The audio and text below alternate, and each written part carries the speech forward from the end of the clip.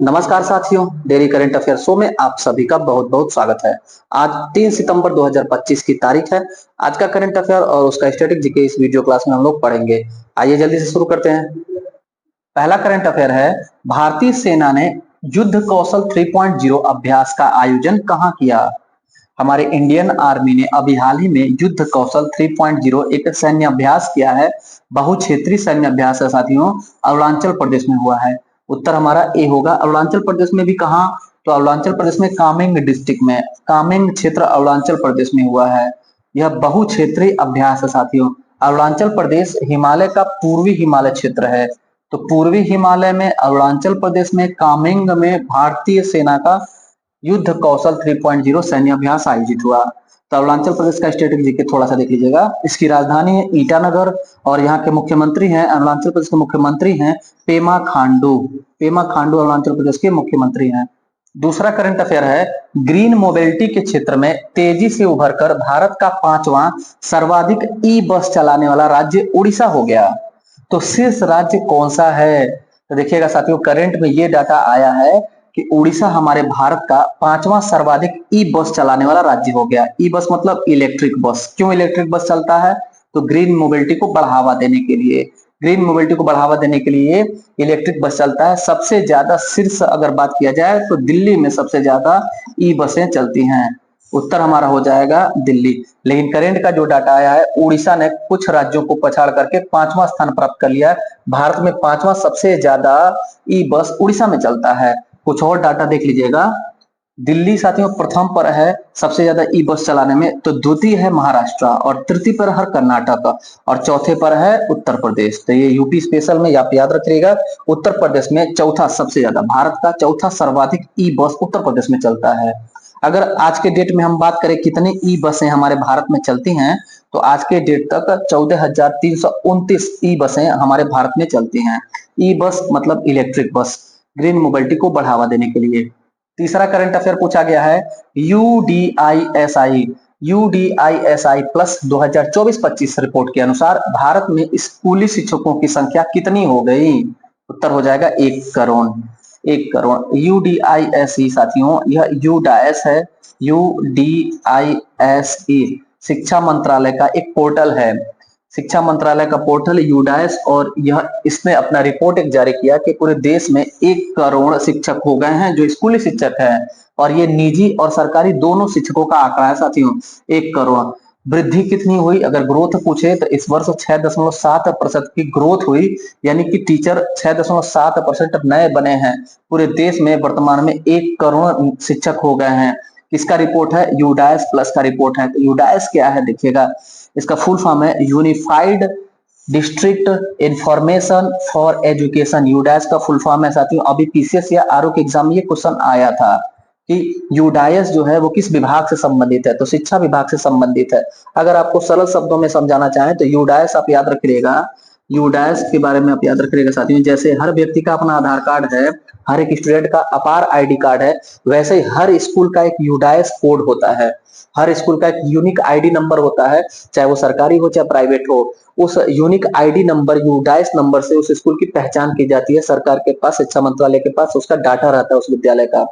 चौथा current affair पूछा गया है, ऊंचे इलाकों में दुर्लभ ड्रैगन फ्लाई किस क्षेत्र में पुनः देखी गई? उत्तर होगा पश्चिमी घाट। साथियों, एक दुर्लभ प्रजाति की फ्लाई है ड्रैगन फ्लाई। ये पश्चिमी घाट क्षेत्र में देखने को मिलती थी, विलुप्त हो गई थी, पुनः से इसको देखा गया है। ड्रैगन फ्लाई को किसने देखा है? तो ड्रैगन फ्लाई विशेषज्ञ होते हैं।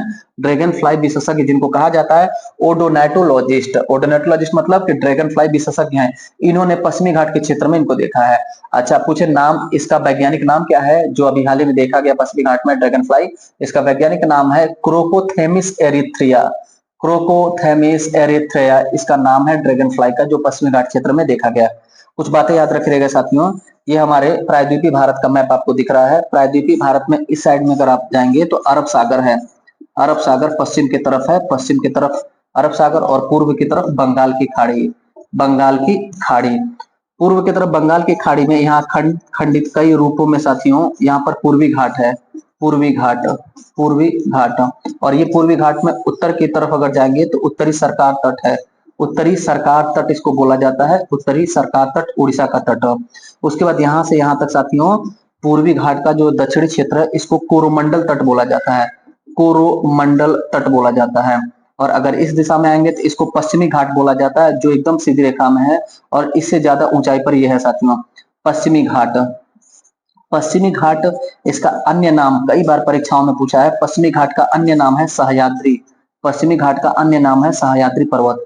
पश्चिमी घाट को भी दो हिस्सों में बांटा गया है, एक हिस्सा ऊपर का कहलाता है कोंकण, कोंकण तट महाराष्ट्र और गोवा का क्षेत्र कोंकण तट, और यहाँ कर्नाटक से लेकर के केरल के क्षेत्र को मालाबार तट कहा जाता है, मालाबार तट, मालाबार तट।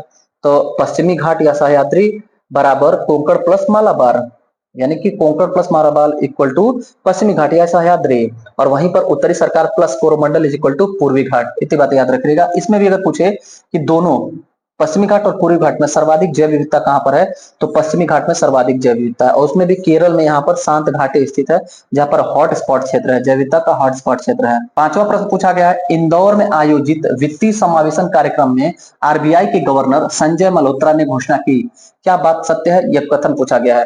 भारत दुनिया की दूसरी सबसे बड़ी अर्थव्यवस्था बनने की ओर है, भारत दुनिया की तीसरी सबसे बड़ी अर्थव्यवस्था बनने की ओर है, भारत दुनिया की चौथी सबसे बड़ी अर्थव्यवस्था बनने की ओर है, भारत दुनिया की पांचवी सबसे बड़ी अर्थव्यवस्था बनने की ओर है। एक बात आप याद रखे रहेंगे साथियों, अर्थव्यवस्था बड़ी है कि छोटी है उसका आकार क्या है, ये दो आधारों पर तय होता है। एक जो है पीपीपी के आधार पर तय होता है, इसको कहते हैं परचेसिंग पावर पेरिटी, यानी कि क्रय शक्ति क्षमता, और एक होता है जीडीपी के आधार पर। तो अगर यहाँ पर ना जीडीपी लिखा है ना ट्रिपल पी लिखा है तो आप समझ जाएंगे कि बात हो रहा है जीडीपी का, मुख्य होता है जीडीपी।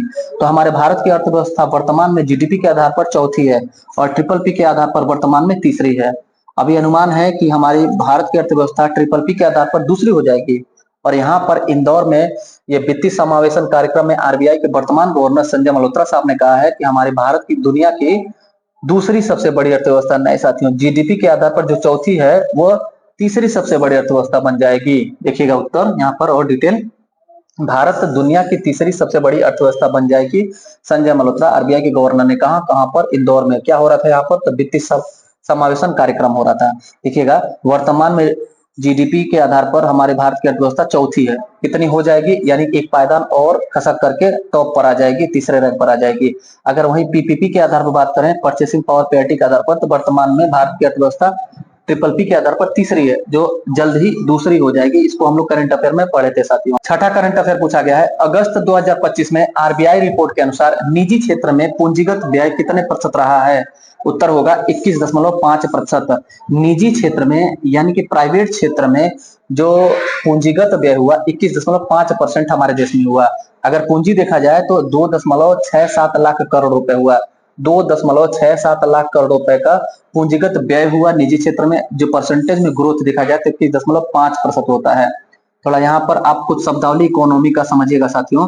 पूंजीगत व्यय क्या होता है, तो पूंजीगत पहले समझिए और उसके बाद से राजस्व समझिएगा।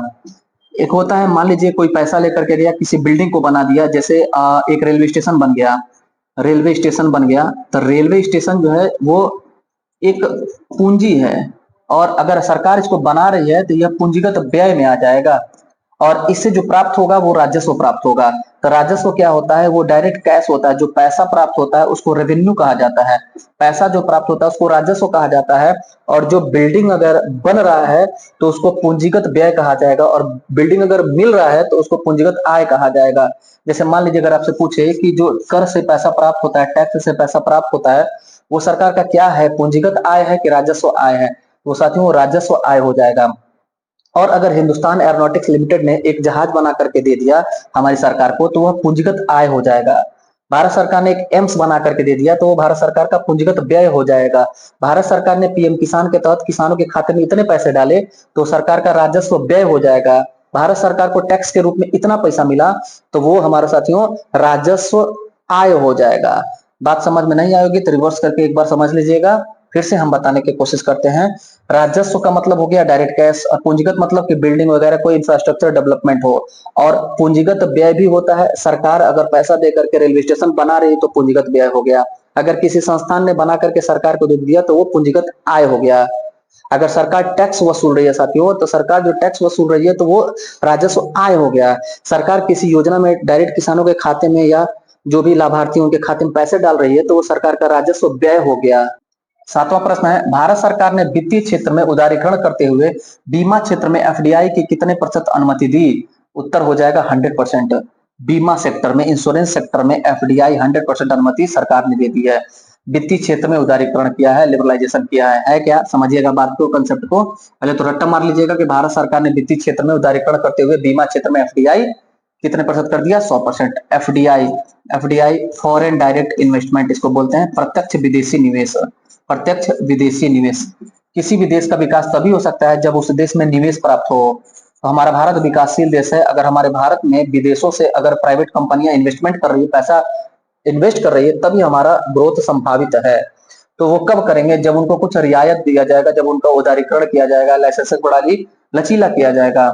तो साथियों, आकर्षित भी हो रहे हैं हमारे देश में 25 सितंबर 2014 ईस्वी में मेक इन इंडिया कार्यक्रम चला, तब से जो है हमारे देशों में दुनिया से इन्वेस्टमेंट भी बढ़ रहा है साथियों। तो प्रत्यक्ष विदेशी निवेश होता है, अगर कोई विदेशी व्यक्ति है हमारे भारत की सीमा के भीतर, हमारे भारत की सीमा के भीतर आकर के कोई इन्वेस्ट कर रहा है विदेशी, तो उस विदेशी के पैसे को कहा जाएगा एफडीआई। तो अगर यहाँ पर 100% एफडीआई बीमा में दे दिया जा रहा है, तो इसका मतलब ये हुआ कि कोई विदेशी कंपनी हमारे भारत में एबीसी नाम से कोई बीमा कंपनी बनाएगी, तो 100% पैसा उसका रहेगा, तो वो उसका मालिकाना हक रहेगा। और अगर बीमा क्षेत्र में 49% अगर दिया जाता है एफडीआई का लिमिट, तो इसका मतलब 51% हमारी भारत सरकार का रहता है, तो इसका मतलब मालिकाना हक भारत सरकार का रहता है। 100% देने का मतलब कि वही मालिक होगा। आठवां प्रश्न पूछा गया है, institute for economic and peace के वैश्विक शांति सूचकांक 2025 के अनुसार कौन सा कथन सही नहीं है? अभी हाल ही में साथियों वैश्विक शांति सूचकांक आया, उसके बारे में सारा डिटेल है इस प्रश्न में। Institute for economic and peace एक संस्थान है, इसी ने वैश्विक शांति सूचकांक 2025 जारी किया। हर साल यही संस्थान जारी करती है। इसके बारे में क्या सही नहीं है पूछा गया है। आइसलैंड प्रथम स्थान पर रहा, सही है। भारत 115वें स्थान पर इस बार रहा, सही उत्तर है। एशिया में शीर्ष स्थान सिंगापुर रहा, सही बात है। और दुनिया में छठे स्थान पर। एशिया में सिंगापुर शीर्ष पर और दुनिया में छठे स्थान पर। कुल देशों की संख्या इसमें 164 थी, यही गलत है, 163 कुल संख्या थी।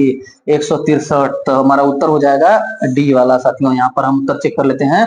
देखिए, कुल देशों की संख्या 163 थी, न कि 164। और सिंगापुर साथियों छठा था दुनिया में, और एशिया में पहले स्थान पर। भारत हमारा वैश्विक शांति सूचकांक में 115वें स्थान पर, और दुनिया का सबसे शांत देश, सबसे ठंडा वाला देश आइसलैंड। नौवां प्रश्न है, महिला क्रिकेट को बढ़ावा देने के लिए आईसीसी ने किसके साथ समझौता किया? उत्तर हो जाएगा गूगल। गूगल के साथ अभी हाल ही में समझौता हुआ है। किसने किया है? आईसीसी ने किया है। अभी हाल ही में साथियों आईसीसी महिला विश्व कप 2025 में भारत और श्रीलंका में आयोजित है। उसके बाद अगले साल 2026 में आईसीसी महिला 2020 विश्व कप इंग्लैंड और वेल्स में आयोजित होगा। यही सब संपन्न कराने के लिए आईसीसी ने गूगल के साथ समझौता किया है, याद रखेंगे। 10वां प्रश्न पूछा गया है, प्रधानमंत्री मोदी ने जापान यात्रा के दौरान जापानी प्रधानमंत्री को रेमन बाउल और सॉल भेंट किया। जापान के प्रधानमंत्री कौन है? उत्तर हो जाएगा शिगेरू इशिगा। शिगेरू इशिगा ये जापान के वर्तमान प्रधानमंत्री है साथियों। और यह क्या है? Bowl, ramen bowl. तो ये साथियों ये फास्ट फूड में चाउमीन खाने वाला एक प्लेट और बर्तन होता है, और साल ओढ़ने वाला, ठंड दूर करने वाला सॉल होता है। मोदी जी ने भेंट किया जापान के प्रधानमंत्री को। प्रधानमंत्री कौन है? तो शिगेरू इशिगा है। ये नाम लिखा है नारुहितो, इसको याद रखिएगा, ये जापान के सम्राट हैं, जापान के राजा हैं। ये नाम लिखा है ईतो हिरोबुमी, ये पहले जापान के पहले पीएम है। जापान फर्स्ट पीएम यही है, जापान के पहले प्रधानमंत्री ईतो हिरोबुमी। तीनों जी के याद रख रखिएगा। यहाँ पर फिर से देख लीजिएगा, नारुहितो जापान के वर्तमान सम्राट हैं, राजा हैं। शिगेरू इशिगा वर्तमान में जापान के प्रधानमंत्री, और ईतो हिरोबुमी जापान के प्रथम प्रधानमंत्री। जापान की राजधानी टोक्यो और जापान की मुद्रा साथियों येन। 11वां प्रश्न पूछा गया है, भारत की डिजिटल इंडिया पहल राष्ट्रीय ई गवर्नेंस डिवीजन ने कुल कितने ई गवर्नेंस सेवाओं को एकीकृत किया? उत्तर हो जाएगा 1938। हमारे देश में 1938 जो अलग अलग राज्यों की ई गवर्नेंस सर्विसेज थी, उन सबको एकीकृत कर दिया गया, एक प्लेटफॉर्म पर कर दिया गया। इलेक्ट्रॉनिक और सूचना मंत्रालय हमारे देश का, इसके मंत्री हैं अश्विनी वैष्णव साहब। इन्होंने एनईजीडी के तहत कुल 1938 ई सर्विसेज को एक कर दिया। समझिएगा, जैसे मान लीजिए आपको जाति प्रमाण पत्र बनवाना है, निवास प्रमाण पत्र बनवाना, आय प्रमाण पत्र, हैसियत प्रमाण पत्र, आधार कार्ड, किसी भी प्रकार का आपको सर्टिफिकेट बना, डॉक्यूमेंट बनवाना है, तो अलग अलग वेबसाइट पोर्टल पर आप जाकर के अप्लाई करते हैं। उन्हीं सभी को एकीकृत कर दिया गया पूरे भारत के हर राज्यों के। जो भी अलग अलग ऑनलाइन ई गवर्नेंस सर्विसेज हैं उन सबको एकीकृत कर दिया गया। टोटल इतनी सर्विसों को यानी 1938 सर्विसेज को एक किया गया है। भारत के डिजिटल इंडिया पहल, नाम क्या है उसका, एनईजीडी। भारत की डिजिटल इंडिया पहल, उसका नाम है एनईजीडी, यानी कि national e government division, national e governance division. इसी के तहत किया गया साथियों, ई गवर्नेंस सेवाओं को एकीकृत, इंटीग्रेटेड किया गया टोटल 1938 योजनाओं को। साथियों ये था आज का 11 महत्वपूर्ण करंट अफेयर। कैसा लगा आज का क्लास और हम लोग का प्रयास, फीडबैक जरूर दीजिएगा। और जो साथी नए हैं, पहली बार चैनल पर विजिट कर रहे हैं, उन सभी का हृदय की गहराइयों से स्वागत है। आप अपने चैनल से जुड़ जाइए, चैनल को सब्सक्राइब कर लीजिए और नोटिफिकेशन को अलाउ प्रेस कर दीजिए, ताकि कोई वीडियो अगर अपलोड हो रहा है जीएस करंट अफेयर हिंदी का तो सबसे पहले नोटिफिकेशन आपको मिले और इससे रिलेटेड अपडेट भी आपको मिलता रहेगा। बाकी मिलते हैं अगले वीडियो क्लास में, तब तक के लिए धन्यवाद।